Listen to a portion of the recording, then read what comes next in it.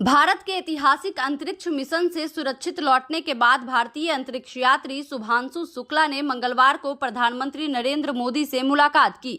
यह मुलाकात इसलिए खास रही क्योंकि अंतरिक्ष से लौटने के महज एक दिन बाद ही शुभांशु ने प्रधानमंत्री को अपने पूरे मिशन के अनुभव बताए। पीएम मोदी ने इस मुलाकात का एक video social media platform x पर साझा किया, जिसमें शुभांशु ने विस्तार से बताया कि अंतरिक्ष में रहना किस तरह का अनुभव होता है और वहां शरीर पर क्या प्रभाव पड़ता है।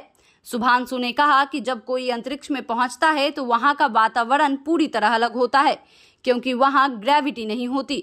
शुरुआत के कुछ दिनों में दिल की धड़कनें धीमी हो जाती हैं और शरीर नए माहौल को अपनाने में समय लेता है। करीब 4 से 5 दिन बाद शरीर नॉर्मल हो जाता है, लेकिन जब वापस पृथ्वी पर लौटते हैं तो फिर से वही बदलाव महसूस होते हैं। उन्होंने कहा कि चाहे इंसान कितना भी स्वस्थ क्यों ना हो, जमीन पर पहला कदम रखते समय चलना बहुत मुश्किल हो जाता है। मैं पूरी तरह स्वस्थ था, लेकिन जैसे ही नीचे आया तो चल नहीं पा रहा था और लोग मुझे पकड़कर संभाल रहे थे। दिमाग को समझने में वक्त लगता है कि अब आप धरती पर हैं और चल सकते हैं। इसके साथ ही उन्होंने अंतरिक्ष में किए गए प्रयोगों का भी जिक्र किया। शुभांशु ने बताया कि स्पेस स्टेशन पर खाने पीने की व्यवस्था सबसे बड़ी चुनौती होती है, क्योंकि जगह सीमित है और कार्गो से ले जाना बेहद महंगा है। इसलिए उन्होंने मूंग और मेथी के बीजों पर प्रयोग किया और पाया कि इन्हें बहुत आसानी से उगाया जा सकता है। बस पानी डालिए और 8 से 10 दिन में ये अंकुरित हो जाते हैं। यह भविष्य में लंबे मिशनों के लिए बहुत उपयोगी हो सकता है।